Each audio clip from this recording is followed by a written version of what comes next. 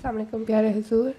حضور میرا سوال ہے کہ ماں کا زیادہ حق ہوتا ہے بچے پر، تو پھر ولی ایک آدمی کیوں ہوتا ہے، اور لڑکیاں فورینسک سائیکالوجی میں جا سکتی ہیں؟ ماں کا زیادہ حق ہوتا ہے بچے پر. پھر اگلا کیا ہے؟ تو ولی ایک آدمی کیوں ہوتا ہے، جو ابو یا بھائی؟ ماں کا حق بچے پہ اس طرح ہے کہ حضرت صلی اللہ علیہ وسلم نے فرمایا ایک صحابی کے سوال پوچھنے پر کہ اس نے پوچھا کہ میں خدمت کرنے کے لحاظ سے، جذبات کے لحاظ سے کہ کون میرا زیادہ حقدار ہے.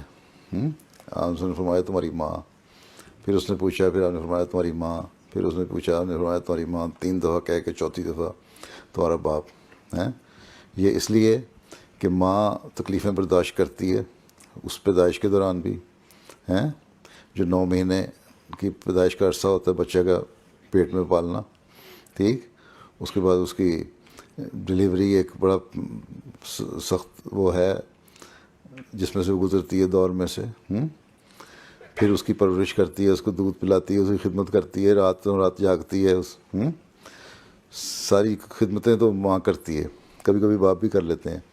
لیکن جب لڑکی میچور ہو جاتی ہے اس وقت اگر رشتے کا معاملہ آتا ہے، ٹھیک ہے، اس وقت ماں کا بھی مرضی شامل ہونی چاہیے اور لڑکی کی بھی مرضی شامل ہونی چاہیے. حضرت نے یہ فرمایا کہ تم جو رشتہ کرو تو لڑکیوں سے ان کی مرضی بھی پوچھ لیا کرو.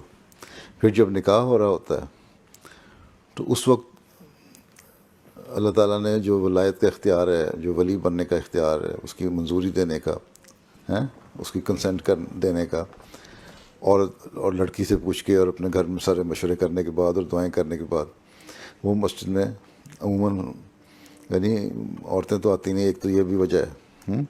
دوسرا یہ کہ جو باہر کے سارے حالات ہیں، لڑکوں کو دیکھنا پرکھنا، وہ تو ہمارے ہاں جو رواج مثلا ہے کہ ایک دفعہ رشتہ ہو گیا، لڑکے کو جانتے پہچانتے بھی ہیں، لیکن اور بھی بہت سارے مسائل ہوتے ہیں جو مرد بہتر طور پہ حل کر سکتے ہیں باہر رہ کے، عورتیں نہیں سمجھتیں. اس لیے ولی کا حق جو ہے وہ مرد کو تو یہ اللہ تعالیٰ نے. ٹھیک. اور اسی لیے جب اگر عورت خلا لینا چاہے ہیں تو اس وقت تو کہیں حق نہیں آ رہا، وہاں پھر عورت کو اپنی مرضی آ جاتی ہے جب وہ کورٹ میں آ کے کہہ دیتی ہے کہ میں نے نہیں رہنا، بعض جائز وجہ کی وجہ سے. یہ نہیں کہ اٹھے ذرا سی بات پہ طلاقیں خلا ہونے لگ جائیں. ٹھیک ہے. لیکن اگر بعض ایسے حالات ہیں، بعض لڑکیوں کے باپ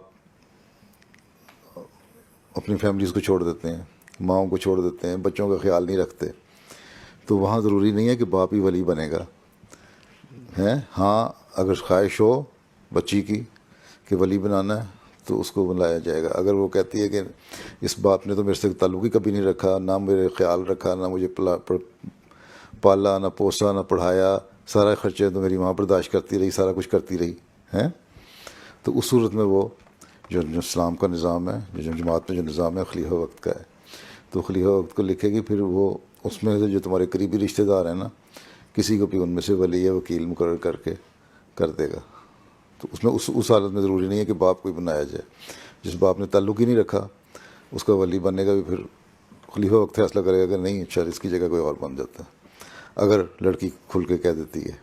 بعض سارے ایسے کیسز ہوتے ہیں کہ جہاں لڑکیوں کے ولی ان کے باپ کے تعلق نہ رکھنے کی وجہ سے کسی اور کو بنا دیے جاتے ہیں، وکیل بناتے. خلیفہ وقت اصل ولی ہوتا ہے، وہ پھر مقرر کر دیتا ہے کسی کو وکیل. ٹھیک ہے. سمجھ آ گئی؟ شک دور ہو گیا. جی.